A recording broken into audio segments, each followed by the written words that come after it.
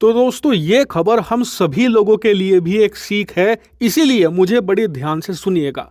दरअसल तुर्की की सरकार ने अब से 2 दिन पहले फैसला ये लिया है कि तुर्की के अंदर जो मिनिमम वेज होगा वो 49% बढ़ा दिया जाएगा। इसका सिंपल सा मतलब ये है कि हर देश के अंदर मिनिमम मजदूरी तय की जाती है सरकार द्वारा। मान लीजिए भारत में कह रही है सरकार ने कि कोई भी व्यक्ति को 300 रुपए से कम की मजदूरी नहीं दी जा सकती। अगर आपके लिए कोई व्यक्ति काम करता है तो कम से कम 300 रुपए तो आपको उसे देने ही पड़ेंगे। इससे कम पैसे देकर आप मजदूरी नहीं करवा सकते या फिर नौकरी नहीं करवा सकते। कुछ इसी प्रकार का सिस्टम है तुर्की के अंदर भी। अब तुर्की की सरकार ने फैसला ये लिया है कि इस मिनिमम वेज सिस्टम में 49% की बढ़ोतरी की जाएगी। मतलब अगर किसी व्यक्ति की प्रतिदिन मजदूरी पहले 100 रुपए थी तो उसे बढ़ाकर सीधा 149 कर दिया जाएगा, यानी लगभग 150 रुपया। अब इसका सबसे ज्यादा फायदा मिलेगा तुर्की के गरीबों को, खासकर कि जो मजदूर हैं, कंस्ट्रक्शन वर्कर हैं, जिन्हें कम तनख्वाह मिलती है, उनकी तनख्वाह में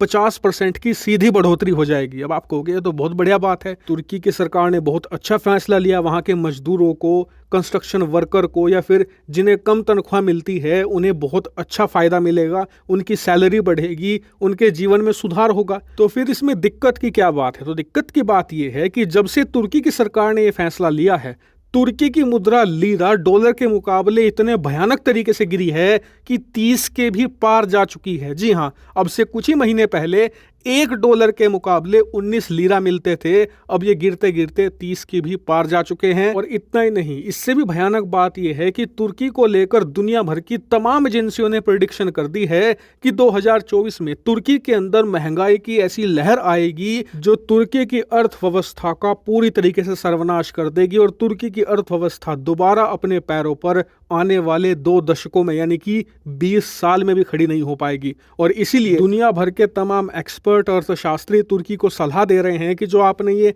50% मजदूरी बढ़ाने का फैसला लिया है, इसे तत्काल वापस लें, वरना आपके देश को बचाने वाला कोई नहीं। अब आप कहोगे कि यार ये तो बुरी बात है, मजदूरों के बेचारों के पैसे बढ़ रहे हैं, उनकी तनख्वाह बढ़ रही है और दुनिया भर के पेट में दर्द हो रहा है। तो देखिए, बात ऐसी नहीं है। बात यह है कि तुर्की की अर्थव्यवस्था पिछले 3 सालों से पहले ही संकट में चल रही है। तुर्की के जो राष्ट्रपति हैं उनके पास कोई इकोनॉमिक प्लान नहीं है। उन्हें आप सीधे सीधे एक मौलवी यानी कि एक धर्मगुरु मानकर चलिए जो धर्म के नाम पर वोट लेते हैं। ना तो इनके पास तुर्की के डेवलपमेंट का कोई प्लान है, ना ही इकोनॉमी को दोबारा फिर से खड़ा करने का कोई प्लान है। ये सिर्फ ऐसे पॉपुलिस्ट फैसले लेते हैं जिससे कि तुर्की की जो गरीब लोग हैं, जो ज्यादा संख्या में हैं, वो खुश रहें और उन्हें लगातार वोट देकर जिताते रहें। इसी फॉर्मूला पर ये टिके हुए हैं और यही फॉर्मूला इन्हें तबाही की तरफ ले जा रहा है। अब बात करें इनके हाल ही के जो ये 49% मजदूरी बढ़ाने के फैसले से, तो इससे होगा क्या? तो इसका सीधा असर पड़ेगा मार्केट पर।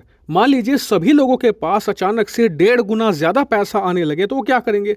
खर्च करना शुरू करेंगे। और जब सभी लोग एक दुकान पर सामान खरीदने जाएंगे तो अचानक से उस सामान की वैल्यू बढ़ने लगेगी, क्योंकि उसके खरीदार ज्यादा हैं और सामान कम है।